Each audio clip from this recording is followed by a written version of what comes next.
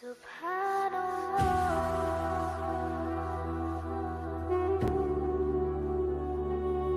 everyone, and welcome to another deep dive. Today we're tackling something pretty huge in Islam, Taqdeer. Taqdeer. Yeah, you could say that's kind of a big deal. It really is.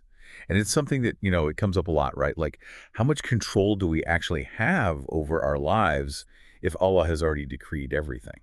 Right, and that's exactly what makes this topic so fascinating and also sometimes a little tricky to wrap your head around. Exactly. Like, on one hand, you have this idea of a divine plan, this idea that Allah has already written everything that's going to happen. But then on the other hand, you also have this emphasis on free will and personal responsibility in Islam. Yeah. So how do you reconcile those two things? Like, how do they actually work together? Right, and that's a question that has puzzled theologians and scholars for centuries. Exactly. So to help us unpack all of this, we have two really great sources that we're going to be diving into today. We have excerpts from a book that goes pretty deep into the theological details. And we also have a YouTube script that takes a little bit more of a kind of everyday practical approach to understanding Taqdeer. I like it. Yeah. So hopefully by looking at both of these sources, we can get a nice, well-rounded perspective on this whole concept. Sounds good. Okay, so where should we start? One thing that really jumped out at me in both of these sources is this idea that Allah's knowledge doesn't actually negate our free will. Yeah, that's a key point. And it's something that's often misunderstood, I think. Right, because if Allah already knows what we're going to do, like, how can we truly be free to choose? It's a tough one, right? But I think one of the best ways to understand this is through an analogy. Okay, I love analogies. Hit me. So imagine you have a teacher who's been teaching for many years, right? They've seen it all. And just by observing their students, they can often predict with pretty good accuracy who's going to pass the class and who might struggle. Okay, yeah, I can see that. Right? Because they know, like, based on effort, based on, participation, all of those things. Right. But does that mean the students have no choice? No. No, not at all. They still have the ability to study hard, to slack off, to do whatever they want, right? Right. So the teacher's knowledge is based on observation. It's based on experience, but it doesn't force the students to do anything. So in a way, it's like Allah is that wise teacher. Yeah, right. Exactly. And he has this incredible knowledge of who we are, what our capabilities are, and what choices we're likely to make. But that doesn't mean that he's forcing us to do anything. Exactly. And that's a really important distinction to make because it preserves our free will. Right. It means we're not just robots following a pre-programmed script. Exactly. And, this idea is actually supported by the Quran itself. Oh, really? Where does it talk about that? Well, in Surah Ra'd, verse 11, it says, "Indeed, Allah will not change the condition of a people until they change what is in themselves." Wow, so that's pretty direct. Yeah. It's like it's saying that we have to take responsibility for our own choices and actions. Exactly. We can't just blame fate or say, well, Allah willed it, so there's nothing I can do. Right. We have to be proactive in shaping our lives and making choices that align with our values and with what Allah wants for us. Absolutely. And it's this dynamic interplay between divine decree and human agency that makes the concept of Taqdeer so fascinating and so important. I totally agree. Now, something else that both sources mentioned that I found super intriguing was this idea of like 5 different levels of Taqdeer. Oh, yeah, the 5 levels. That's where it gets really interesting. Right. Like when I first heard about this concept of Taqdeer, I kind of imagined it as just like this one big decree, like Allah decides everything in the beginning and that's it. Right. Like a fixed, unchanging plan. Exactly. But breaking it down into these 5 levels really adds a whole new layer of complexity and nuance, It does. It helps us to see that Taqdeer is actually this dynamic unfolding process. Right. So can you walk me through these 5 levels? Like, what are they and how do they actually work? Sure. So we can think of these levels almost like zooming in and out of a map, right? You start with the big picture, the overall view, and then you can zoom in to see more details, more specifics. Got it. So the broadest level, the big picture view, is what's called Taqdeer Azali. Taqdeer Azali, okay. And this refers to Allah's eternal knowledge encompassing everything that has been, is, and ever will be. Wow, so it's like the ultimate blueprint of existence. Exactly.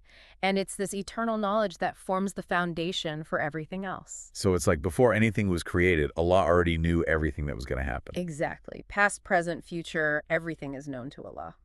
That's pretty mind-blowing when you think about it. It is, and it can be hard for us to grasp with our limited human understanding. Right, because we're so used to experiencing time in a linear way, past, present, future. Exactly.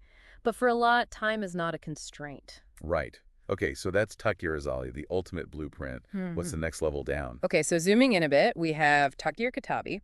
Okay, Taqdeer Kitabi. And this is the written decree where everything is meticulously recorded in Allah al-Mahfuz, which is the preserved tablet. So it's like this cosmic ledger that contains every single detail of everything that's going to happen. Exactly. And this includes not just the big events, but even the smallest details of our lives. So everything is written down, like every choice we make, every word we speak, every thought we have. Everything. It's all recorded in Allah al-Mahfuz. Wow, that's pretty intense. It is. But I think it's also important to remember that this doesn't mean we're just robots mindlessly following a script. Right, right. Because we still have free will, like we were talking about before. Exactly. And that's where the next level of Taqdeer comes in. Taqdeer Umri. Okay, Taqdeer Umri. And what does that one refer to? So this is a lifetime decree, and it's determined, get this, 120 days into a pregnancy. What? So even before we're born, certain things are already set. Right. So the sources describe how at this point, an angel comes and writes down a person's sustenance, their lifespan, their deeds, and even their ultimate destination. Hold on, their ultimate destination. You Yeah. mean like whether they're going to Jannah or Jahannam? Exactly. Now, it's important to remember that we don't know the details of how this works exactly. All right, right. It's all part of Allah's knowledge. But the idea is that certain fundamental aspects of our lives are already determined before we're even born. So it's like our life path is kind of laid out for us, but within that path, we still have the freedom to make choices. Right, and that's where the distinction between fixed and conditional destiny comes in. Okay, so we're starting to get into the nitty-gritty here. Let's talk about those two types of destiny, because I think that's where a lot of the questions and confusion come in. Yeah, that's a great place to delve deeper. Okay, so let's break it down. What is fixed destiny and what is conditional destiny? Right, so Taqdeer Mubram, which means fixed destiny, this encompasses the unchangeable events in our lives. Okay, like what? So things like our birth, our death, the day of judgment, those are all fixed points. Okay, so the big milestones, the things we have absolutely no control over. Exactly. We can't change when or where we're born, and we can't avoid death. Right. Those are the givens, the constants. And the Quran even talks about this in Surah Al-Araf. Oh, really? What does it say? It says, when their time has come, they will not delay it by an hour, nor will they advance it. Wow, so that's pretty clear. Like when your time is up, your time is up. Right. No matter what you do, you can't escape that fixed destiny. Okay, so that's fixed destiny. What about conditional destiny? All right. So Taqdeer Malak, or conditional destiny. Now, this is where things get really interesting because this type of decree can change. Wait, hold on. Are you saying that some parts of our destiny are actually flexible, that we can change them? That's exactly what the sources suggest. And this is where our free will, our choices, our actions really come into play. So it's not like everything is set in stone from the beginning. No, not at all. There's this dynamic element to Taqdeer. Okay, I'm starting to see the bigger picture here. So some things are fixed, but others are open to change based on our choices and actions. Exactly. And this is a really important distinction to understand because it means that we're not just passive observers in our lives, we're active participants. I love that. So it's not about fatalism, it's about recognizing that we have agency within this larger divine plan. Absolutely. And I think this is a really empowering concept because it means that we can take ownership of our life. We can strive to make good choices, and we can trust that Allah is guiding us every step of the way. This is also fascinating, but I have to admit, my brain is kind of exploding right now with all of this information. I know it's a lot to take in, and we're just scratching the surface here. Right. So where do we even go from here? How do we start to make sense of all of this and actually apply it to our lives? Well, I think the next step is to explore the practical benefits of believing in Taqdeer because this is where the rubber really meets the road. Okay. Yeah, I'm definitely ready to get into the practical stuff because I think that's what a lot of people are wondering, right? Like, how does this belief actually benefit me? Exactly. All right, so let's dive into that in the next segment. Sounds good. All right, so we've laid out some of the basics of Taqdeer, this idea of divine decree. But I think for a lot of people, the question is like, okay, that's all well and good, but how does this belief actually play out in my life? Like what difference does it really make? Right. It can seem very abstract, can it? Yeah, exactly. So let's get into the nitty-gritty here. What are the actual tangible benefits of believing in Taqdeer? Okay, so first and foremost, I think one of the biggest benefits is this incredible sense of peace that comes with knowing that everything is ultimately part of Allah's plan. Okay, so instead of constantly worrying and stressing about things that are outside of my control, I can just kind of surrender to that bigger plan. Exactly. It's about recognizing that there's a wisdom at play that's far greater than our own limited understanding? Right, right. It's like trusting that Allah knows what he's doing, even if we don't always get it. Exactly. And this isn't about becoming passive or giving up on our goals. It's just about approaching life with a little bit more trust and a little bit less anxiety. I love that. Because I think sometimes we get so caught up in trying to control every little detail of our lives that we forget that there's actually a bigger picture. Yeah. Exactly. And when we try to control everything, that's when we start to stress out. That's when we start to feel overwhelmed. Right, right, right. So believing in Taqdeer can actually be a really powerful way to manage stress and anxiety because it allows us to let go of that need for control. Absolutely. And it's not just about stress and anxiety either. Believing in Taqdeer can also deepen our sense of gratitude. Oh, that's interesting. How so? Well, when we really internalize this idea that everything that happens to us, both the good and the bad, is ultimately from Allah, Mhm. it changes how we view things. Okay, so instead of complaining about the things that we don't like, we start to see them as opportunities for growth, or even just as tests from Allah. Exactly. It's about shifting our perspective from why me to what is Allah trying to teach me through this. I love that. It's like reframing those challenges as blessings in disguise. Exactly. And when we can do that, it cultivates a deeper sense of gratitude, even for the things that we might not initially see as positive. That's powerful. And I think it also ties into this idea of patience, right? Because if you believe that everything is happening for a reason, you're more likely to be patient through the difficult times. Absolutely. Tagir teaches us that difficulties are not meant to break us, but to refine us. It's like those trials and tribulations are actually opportunities to polish our character and become stronger in our faith. Exactly. And it's that patience, that perseverance that ultimately leads to growth. Avoiding or escaping hardship, it's about learning to navigate it with grace and resilience. Right. And understanding that it's all part of Allah's plan. Now, something else that I found really interesting in the sources is this idea that believing in Taqdeer can help to combat arrogance and pride, which seems kind of counterintuitive at first. It does. Right. Because you might think, well, if everything's preordained, wouldn't that make you feel like, oh, I'm just a puppet on strings? Exactly. But it seems like it actually has the opposite effect. Right. Because when you really internalize the concept of Taqdeer, you realize that your successes are not solely due to your own efforts. It's like acknowledging that there's a higher power at play, right? That Allah is the one who gives us the abilities and the opportunities to succeed. Exactly. And I think when you understand that, it creates a sense of humility. It takes the focus off of yourself and puts it back on Allah. Exactly. And it prevents us from becoming arrogant or boastful about our achievements because we know that ultimately everything we have is a gift from Allah. That's such a good point. It's like shifting your perspective from, look what I achieved, to look what Allah has enabled me to achieve. Exactly. And I think that shift in perspective can have a ripple effect on all areas of our lives. Now, one more benefit that both sources mention that I want to touch on is this idea of tawakkul, or reliance on Allah. Toggle. Yes, that's a big one. Yeah, and it's something that I think a lot of people struggle with, Yeah. Like, what does it actually mean to rely on Allah? Does it mean that I just sit back and do nothing? Right. That's a common misconception. Tawakkul doesn't mean passivity. It doesn't mean inaction. Okay, so what does it mean? It means understanding that while we should strive, while we should put in our best effort, the ultimate outcome rests with Allah. So it's like that balance between action and surrender, right? Mhm. You do your part, but you also recognize that there's a bigger plan at play. Exactly. And I think this understanding can be incredibly freeing. Yeah. Well, it takes the pressure off of needing to control everything. It allows us to focus on what we can control, which is our own efforts, and to trust that Allah will take care of the rest. So it's about finding that sweet spot between striving and surrendering. Yeah. Exactly. And I think when we can find that balance, it brings a sense of inner peace and contentment that's really unmatched. This has been so insightful. I'm really starting to see how understanding Taqdeer can impact so many different areas of our lives.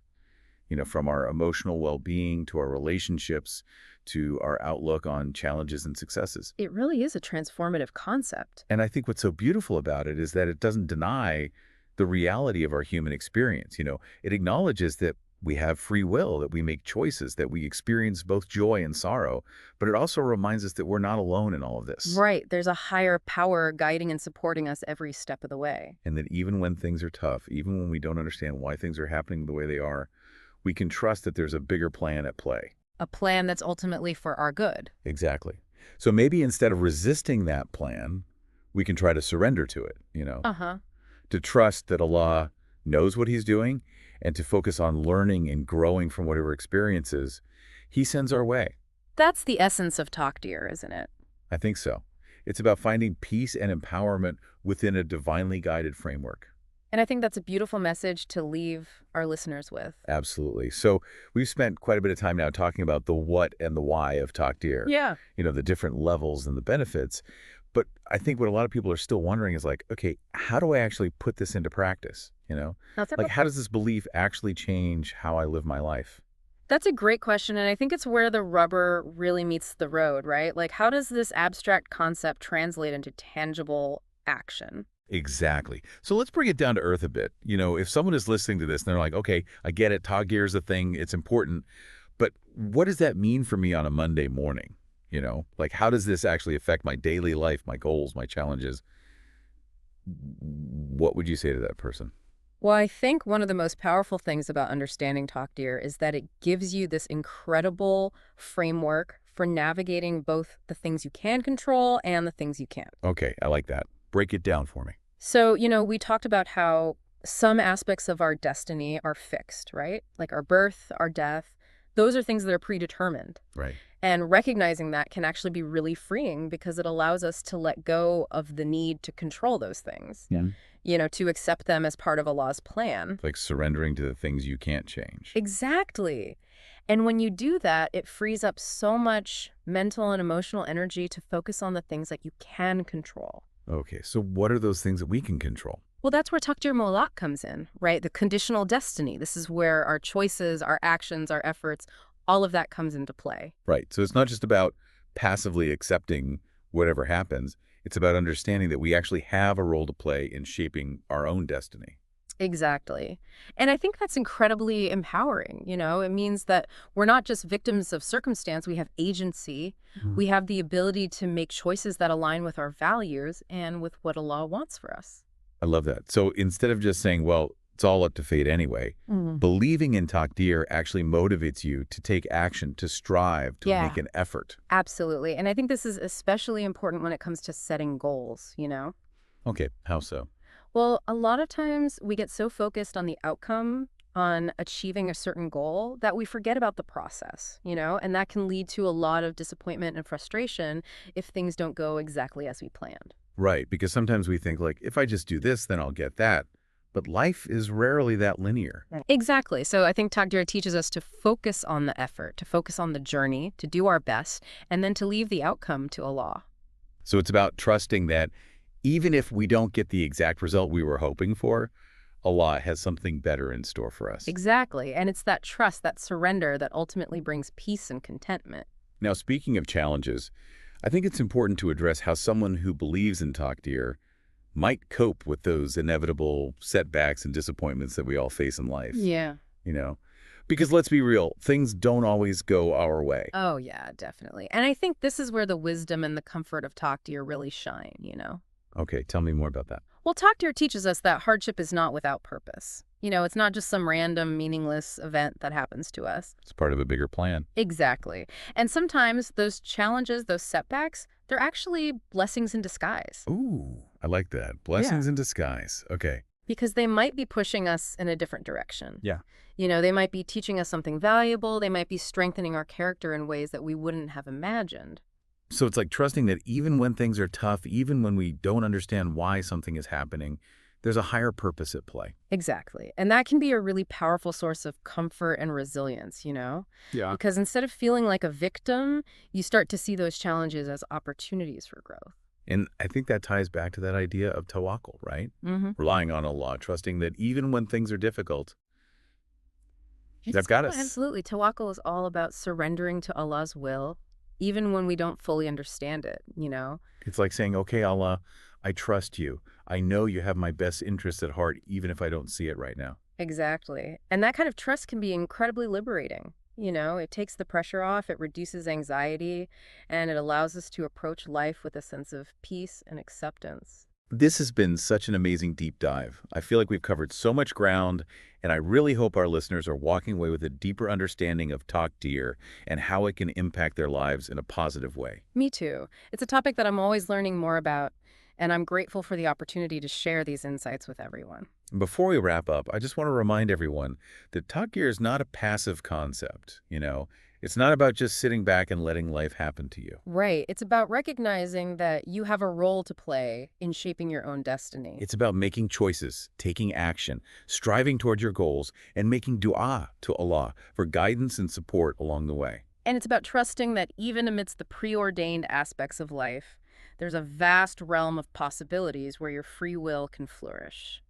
So embrace the concept of Taqdeer, not with fear or resignation, but with a sense of wonder, acceptance, and a willingness to actively participate in the unfolding of your own unique story. It's about finding that beautiful balance between effort and surrender, action and acceptance, knowing that you are both the author and the character in your life's narrative, co-creating with a divine author who has your ultimate good at heart.